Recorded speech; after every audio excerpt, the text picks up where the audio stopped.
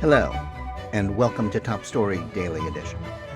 I'm JNS Editor-in-Chief, Jonathan Tobin. Thanks for joining me for a discussion on the most pressing issues in the Jewish world. Please like, subscribe, and give us good reviews when you listen to the show. Now let's get started. Along with stopping Iran from getting a nuclear weapon, the establishment of full diplomatic relations with Saudi Arabia is the top foreign policy priority for the government of Israeli Prime Minister Benjamin Netanyahu. But Netanyahu would be wise not to go along with American demands that are reportedly being put forward as the price that Israel should pay for Saudi normalization. The road to an exchange of embassies and all that goes with that between Israel and the Saudis runs through Washington. And the prospects for the Americans being willing to give the Saudis what they will insist on getting for normalization is likely far higher than President Joe Biden will be able to hand over, even if he was truly committed to the objective. The Israelis value their close, under-the-table relationship with the Saudis and are right to regard the prospect of its conversion into one that is out in the open as a valuable prize.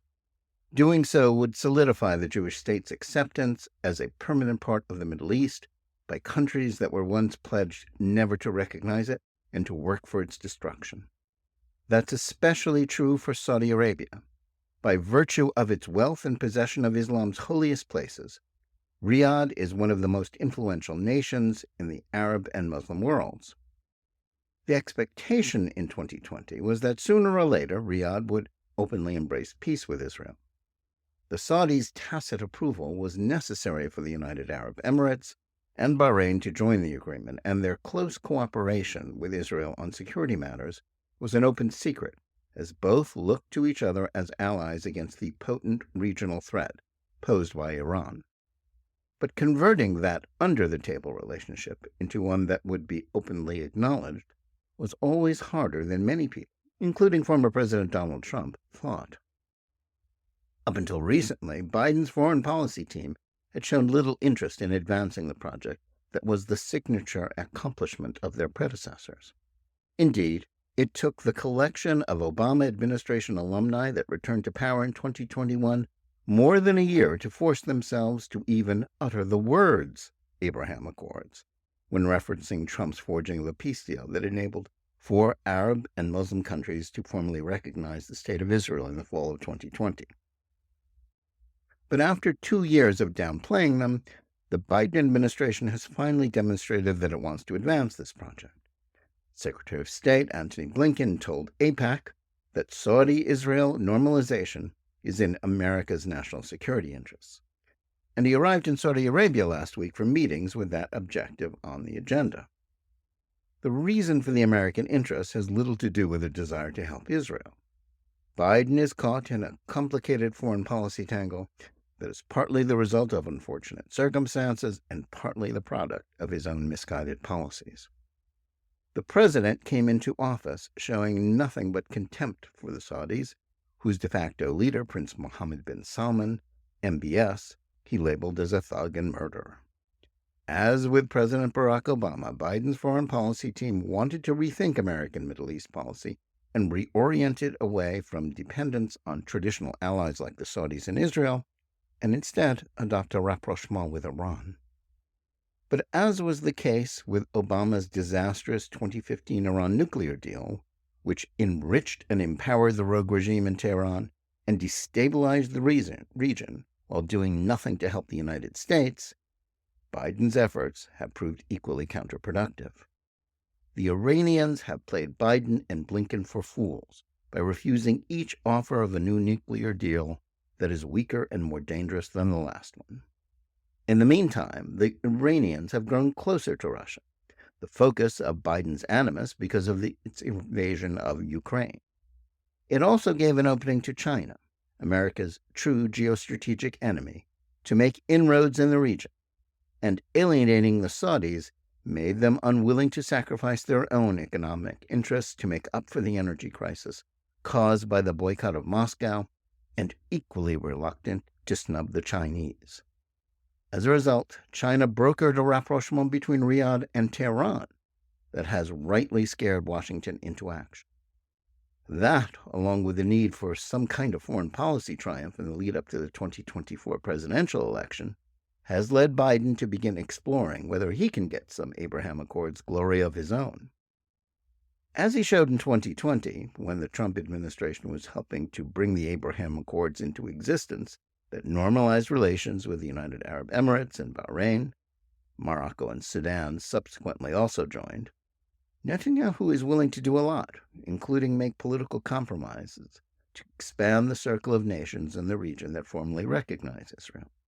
In order to seal that deal, Netanyahu made it clear that he would forego the formal extension of Israeli law over Jewish communities in Judea and Samaria. The Biden administration is aware of this and has started making public the concessions they would like the Israelis to make this time. On the list are American demands for Netanyahu to restart peace talks with the Palestinians and drop his government's push for judicial reform. The Saudis have been making public noises for years about relations with Israel, depending on a resolution of Palestinian demands. That was reinforced this past week when Saudi Foreign Minister Prince Faisal bin Farhan said at a joint press conference that normalization would have limited benefits without there being a two-state solution that would grant the Palestinians their independence. While they feel they have to make public gestures of support for the Palestinian cause, the idea that the Saudis are desperate for the creation of another failing Arab state in the region is pure fiction. Moreover, they're finished with making their economic and strategic interests dependent on the Palestinians, who have held the Arab world hostage for decades. They know that neither Palestinian Authority leader Mahmoud Abbas nor Hamas has any interest in peace or a two-state solution, which they have repeatedly rejected over the decades. As for the Americans, throwing the controversy over judicial reform into the mix, this is nothing but a cynical attempt to bolster Netanyahu's opposition and to make him look bad to Israeli voters who are divided over the effort to place a check on the untrammeled power of the country's Supreme Court. Whatever the virtues of the measure, and it would make Israel more democratic, not less so, the Saudis couldn't care less about it. The truth is that the obstacles to Saudi normalization are entirely American. As the Wall Street Journal reported back in March, Saudis made clear what they need in exchange for normalization with Israel. They want the United States to formally commit to guarantee their security. And in addition to more arms sales, they want aid for a civilian nuclear program, though that is widely interpreted as the beginning of a Saudi quest for a bomb with which they can deter Iran. Conspicuous by its absence from the list of Saudi demands was any assurance from the United States or Israel about creating an independent Palestinian state.